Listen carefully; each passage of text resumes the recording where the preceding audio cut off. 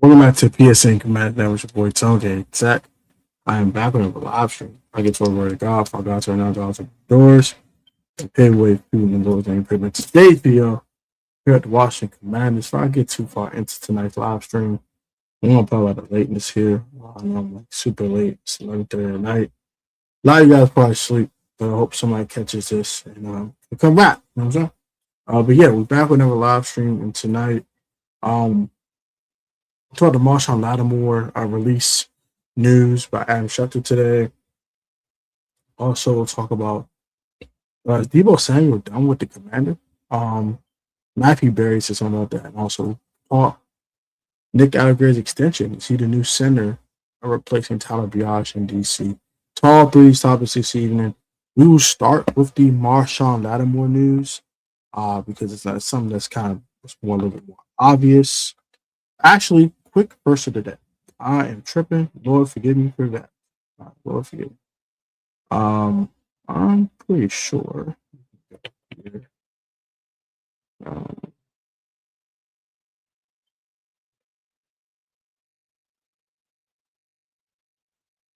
Romans 12, verse 14. Actually, no. Romans 12, verse 11. Never lacking in zeal, but keep your spiritual fervor serving the Lord. Be joyful in hope, patient in affliction, faithful in prayer. That is the verse of the day. Yes, clear and simple. Never lose your zeal for God, no matter what. Let's keep it simple. Commanders have informed former Pro Bowl and All Pro cornerback Marshon Lattimore that they intend to release him before the year begins, a move that will save $18.5 million in salary cap space for sources. Marshon Lattimore has played his last down as a Commander. No surprise here. The trade just didn't work out. It sucks. But this is what it is. The trade just didn't work out. And gotta move on. We traded a third, a fourth, and a sixth round pick in 2025. Got a fifth round pick in Marshon in return. Marshon played 11 games for the Commanders. He has one interception, about 10 pass deflections, but 1,000 penalties. Marshon Lattimore was terrible here, and he showed some flash of good play too. It wasn't all bad for Laddie here, but Lattimore had too many struggles when it comes to penalties and also big plays given up.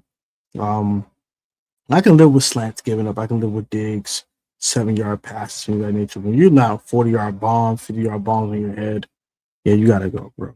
You got to go. So, Marshon Lattimore is no longer Washington Commander. Marshon Lattimore, wish you none but the best, bro. And the trade just didn't work out. It sucks.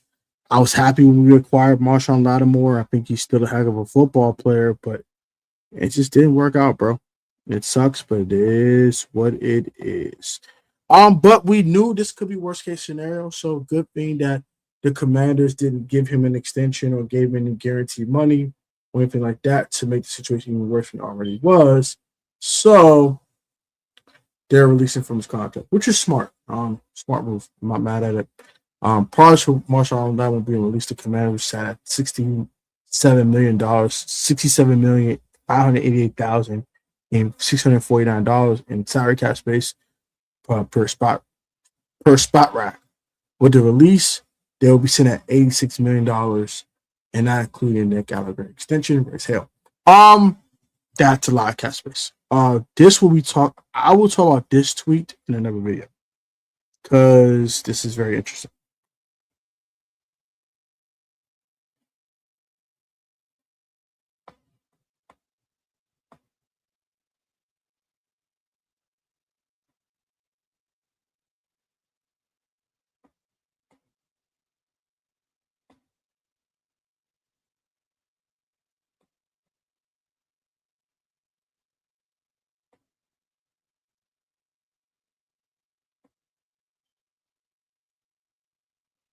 Everybody kind of mad about that one. Yeah, that's been a very interesting topic to talk about here. Matthew Berry said this today too. Rumors: Deebo Samuel not to expect to return to the Washington Commanders per Matthew Berry. The fantasy guy. Also, a source also added that If the top 3 edge guys are gone by number 7, do not be surprised if the Commanders take Cardinal Tate. I would prefer Makai Lemon personally, but Cardinal Tate's a heck of a wide receiver. I like what he brings to the table. And I think he would be able to replace Terry McLaurin in 2027 if need be. Now, I do think it's a chance that Terry McLaurin will not be here next year in 2027, but I think also you could rework the deal too. So I don't think Terry's good as gone per se. I think they would try to trade him next year if possible. If they couldn't rework that deal and kind of lower his cap number a bit. But that cap number is pretty high for wide receiver in 2027. So keep that in mind. We'll talk about that in another video, more deeper detail. But Deebo Samuel expect to be back with the Commanders. No surprises there. I'm not gonna lie to you. A lot of people wanted Deebo back. I personally didn't want Deebo back because Deebo, to me, you need a specific system for Deebo Samuel. Deebo is not your typical wide receiver. He is a weapon. He's a guy. He's what I thought Antonio Gibson could turn into, right? Just a weapon that you can use everywhere, right? But I think even Antonio Gibson runs better routes than Deebo Samuel. Deebo Samuel ran the best routes I've ever seen him run in his career in Washington this year, and I still wasn't super duper impressed. The one game I was very impressed in was the Giants game in week 1 and the Chargers game in week 5. He was routing dudes up in those 2 games. Outside of that, bubble screens, the run after catch ability is still on the dial. I ain't gonna cap. Deebo's run after catch ability is still insane. But he's not a great route runner. And I think in David Blau's offense, you're gonna need better route runners. And Deebo's just not that. I don't think it's a great fit. That's why I don't want to move on. I was Deebo number the best. Deebo did nothing wrong. It's just not a good fit. That's just all what it is. And that's okay. And Cardinal Tate's a very interesting take here. From Matthew Berry. That's very interesting. Trae Young making his debut. Thursday at Cap One Arena versus Utah Jazz. The team has announced. So you will see Trae Young, Ice Trader Gang in his Wizards colors Thursday evening versus Utah Jazz. I'll try to get tickets. I'm not a Wizards fan, but I'll try to get tickets to see Trae Young, Ice Trader Gang. Ice Trader Gang. That's how I saw Ice Trae was the Hawks game versus the Celtics in the playoffs 4 years ago. I think it's 3 or 4 years ago. It was in Atlanta. Got my boy Alvin and Kyle Adohi went to watch the game together. So shout to those fellas, man. That was a fun time. I talked Sugar Quanquo. Yeah, I think so. Sugar Quanquo's a dog. I love that kid, man. Phenomenal. Nick Cross is unlikely to sign with the Colts as they have prioritized retaining Daniel Jones at his free agency. Cross, that turned 25 to September, has blossomed in high caliber strong safety, averaging 133 tackles in the past 2 seasons. Nick Cross, interesting free agent here. I mean, he's from Bowie. Did not know he's from the DMV area. I like Nick Cross. He's a perfect strong safety. Now allow Will Harris to play free safety if need be. That's an interesting guy here. And your guy, my guy, our DMV native in Nick Cross. It's an interesting one there. Next topic I want to talk about. All right, the coaching staff. Talk about this real quick. So our coach staff has now been finalized. Got the little spears right here. I think they're gonna change the logo. That's interesting. All right, so look at the offensive staff here, and let's talk about it. David Blau, offensive coordinator. Andre Coleman, assistant wide receiver / returners coach. Bobby Ingram, wide receivers coach. Bobby Ingram is still here. Shout out to Bobby Ingram. Danny Eatling, the former LSU quarterback and former backup of Aaron Rodgers. He is now the assistant quarterbacks coach. Anthony Lynn, running backs coach. did not have the running game coordinator title next to his name. Interesting. Jesse Madden, the grandson of late John Madden, is the assistant running backs coach. David Rye now is the offensive pass game coordinator. He got promoted from tight ends coach. Donald Stapleton has now been promoted to offensive line coach above his old title as assistant offensive line coach. Ben Steele comes in as the tight ends coach. Hopefully, he can unlock a guy like Ben Sinnott as a hybrid tight end fullback weapon of sorts. Offensive quality control is Brian Stolt. Um, Shane Tobe is also the assistant offensive line coach. Wells Welker is an offensive assistant. And then DJ Williams is our quarterbacks coach. Shout out to all these guys. I think all these guys are going to be very impactful this year as the Commanders are looking to bounce back from a 5-12 season. Next, defensive staff. A lot smaller here, but nonetheless should be very impactful. Durante Jones, the Capitol Heights native, is now our defensive coordinator. George Banco is the assistant linebackers coach. Tommy Donatello, the one we all want to get fired, is the secondary DB's coach. William Gay is the DB and quarterbacks coach. So Tommy Donatello now is coaching just the safeties, while William Gay is coaching the cornerbacks. Interesting. Okay. Eric Henderson, now new defensive line coach and run game coordinator. Okay.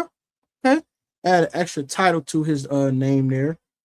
Extra responsibility there for Eric Henderson, former USC defensive line coach. Luke Johnson, defensive quality control coach. Ken Norton Jr., linebackers coach, one of the best linebackers coaches in football.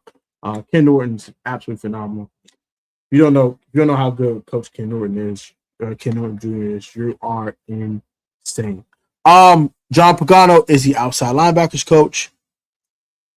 You got specific outside linebacker. And then Daryl Tapp has been demoted to assistant defensive line coach. Interesting. Very interesting here. Very interesting here. Very interesting. So, I like our staff though. Our staff is pretty. Now, Caleb Downs. Something about Caleb Downs we look at real quick. Ending on a bummer here.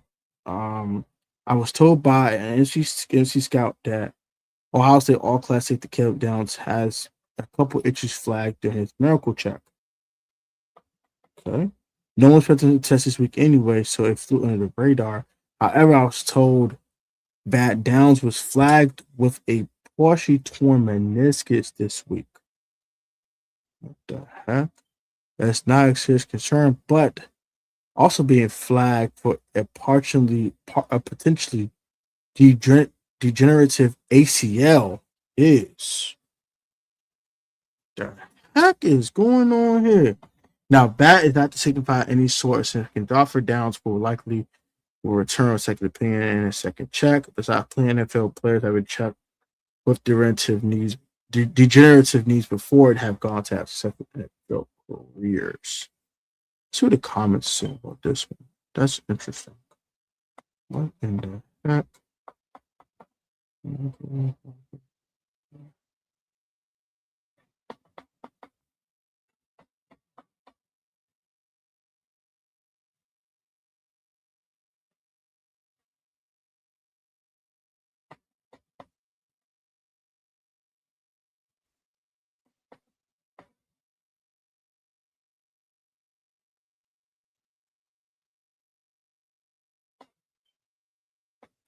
Yeah, so I don't know what's going on with that one.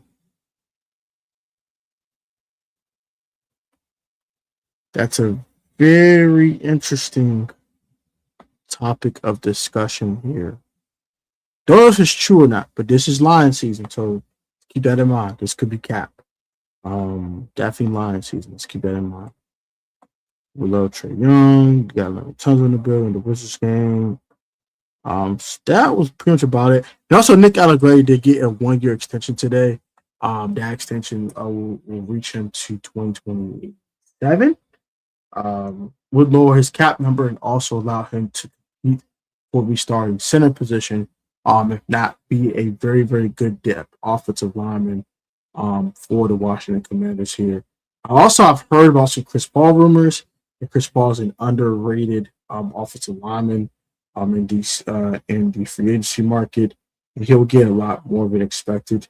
Someone said he might get up to $15 million a year. If that is the case, Chris Paul, I do not want you back. I wish you nothing but the best. I think you'll have to be a heck of a guard somewhere else. I also don't think you're a scheme fit. So, Chris Paul, I wish you well, my brother. I wish you well in Jesus' name. I'm not paying that kind of money.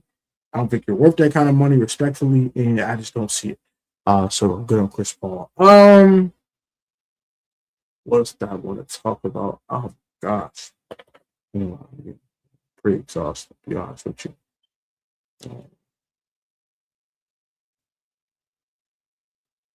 Mm, mm.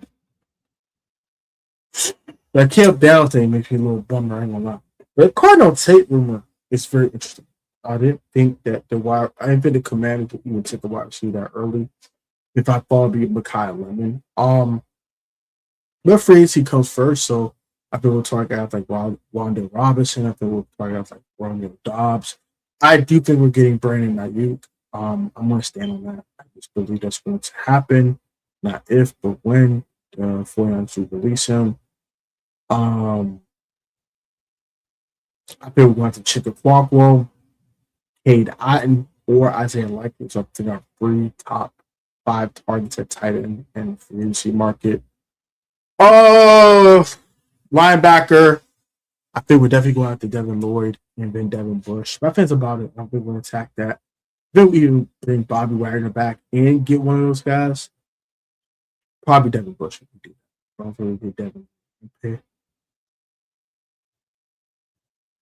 We're going to pay Bobby Wagner all that money. You know what I mean? So it's like so much money being divvied out to one position.